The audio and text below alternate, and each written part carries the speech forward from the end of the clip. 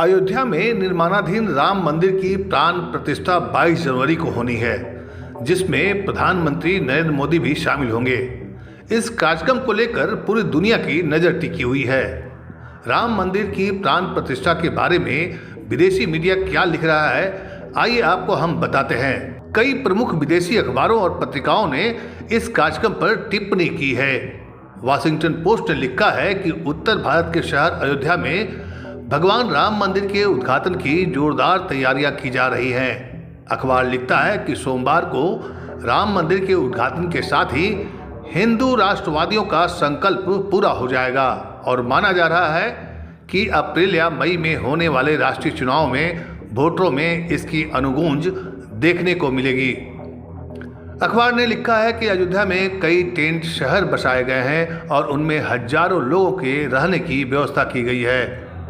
दर्जनों उड़ानें वहां के लिए शुरू की गई हैं, जिसमें कई वीआईपी इस शहर की उड़ान के लिए तैयार हैं। मूवी स्टार और सेलिब्रिटीज भी प्राण प्रतिष्ठा समारोह में देखने के लिए जाएंगे। अखबार लिखता है कि अप्रैल मई में होने वाले आम चुनाव से पहले भारत के सबसे विवादास्पद धार्मिक स्थलों में से एक में मंदिर के उद्घाटन से नरेंद्र मोदी की राजनीति को बड़ी रफ्तार मिलेगी। वो रिकॉर्ड तीसरी बार सत्ता में आने की कोशिश में लगे हैं। वो हिंदुओं को अपनी ओर आकर्षित करने की कोशिश में हैं, जो भारत की आबादी का 80% है। अखबार ने अधिकारियों के हवाले से लिखा है कि करीब 7,500 लोग उद्घाटन समारोह में हिस्सा लेंगे। साल के अंत तक यहाँ हर एक दिन 1 लाख श्रद्धालु पहुँच सकते हैं। फाइनेंशियल टाइम्स ने लिखा है कि अयोध्या में हिंदू कट्टरपंथियों की ओर से एक मस्जिद गिराए जाने के 3 दशक बाद भारत के प्रधानमंत्री नरेंद्र मोदी उसी जगह भव्य हिंदू मंदिर में प्राण प्रतिष्ठा समारोह में हिस्सा लेंगे। अखबार लिखता है, ऐसा करके वो अगले लोकसभा चुनाव का अभियान शुरू कर रहे हैं और इसमें धार्मिक राष्ट्रवाद अहम भूमिका अदा करेगा।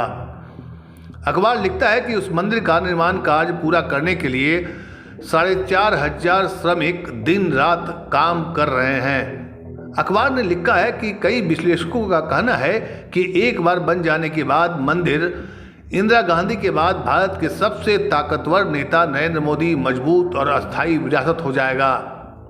अखबार ने लिखा है कि नरेंद्र मोदी राष्ट्रीय स्वयंसेवक संघ और भारतीय जनता पार्टी की ओर से पैदा किए हुए हिंदू पुनरुत्थानवादी आंदोलन की लहर पर चढ़कर सत्ता में आए हैं। अखबार कहता है कि इतिहास में महत्वपूर्ण व्यक्ति होने की हमेशा से नरेंद्र मोदी की इच्छा रही है। वो चाहते हैं कि भविष्य में उनके बारे में दूसरे राष्ट्रीय महापुरुषों के जैसे ही श्रद्धा से बात हो।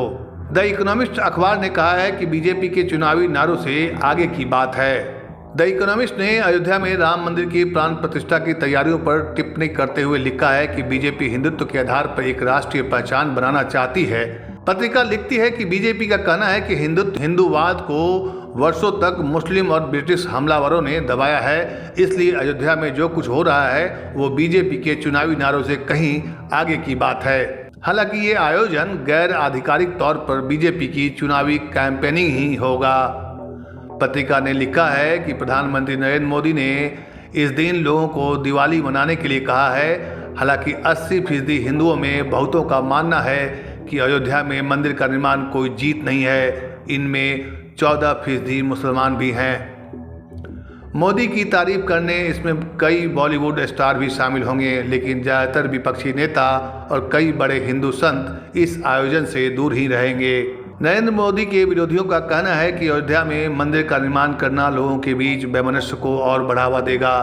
प्रधानमंत्री नरेंद्र मोदी की दुर्भावना का एक प्रतीक है। उन्हें डर है कि अगर मंदिर अभियान के जरिए बीजेपी को तीसरी बार सत्ता मिलती है तो भारत एक अधिनायकवादी शासक का देश बन सकता है। पत्रिका ने लिखा है, लेकिन सिर्फ अयोध्या ही एकमात्र परियोजना नहीं है जिस पर बीजेपी गर्व करती है।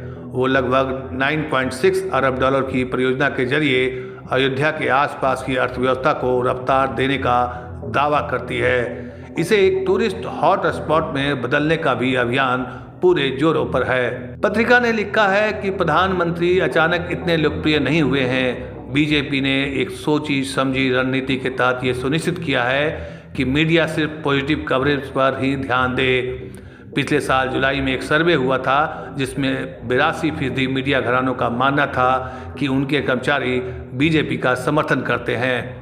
पत्रिका ने यह भी लिखा है कि विपक्ष मोदी की नाकामी के बारे में बढ़ चढ़कर बोल रहा है। इसमें नोटबंदी, किसान कानून को वापस लेना जैसा मुद्दा रहा है।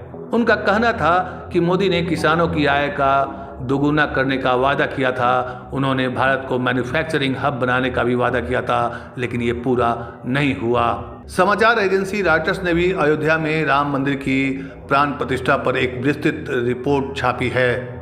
उसने लिखा है कि भारतीय शहर अयोध्या के पास हवाई अड्डों पर निजी जेट के पार्किंग स्पेस में अब कोई जगह नहीं है। यहाँ की दुकानों में सोने की परतों वाली मूर्तियों का स्टॉक भी खत्म हो गया है, क्योंकि अमीर श्रद्धालु हिंदू धर्म के सबसे पवित्र मंदिरों में से एक में भगवान राम की मूर्ति की प्राण प्रतिष्ठा से जुड़े समारोह की तैयारियों में लगे हैं। मंदिर का निर्माण करने वाला ट्रस्ट द्वारा आयोजित उद्घाटन समारोह आम चुनाव से चंद महीनों पहले हो रहा है।